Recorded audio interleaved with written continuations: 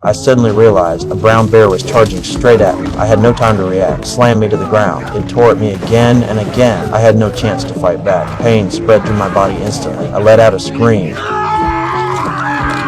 but my voice only made it more aggressive. It became even more violent. I started to understand. Struggling would only make it worse. I forced myself to endure the pain, stopped making any sound, stopped resisting completely. That slowly calmed it down, but it still would not let me go. It raised its heavy paw, pressed it hard on my head, let out a low growl.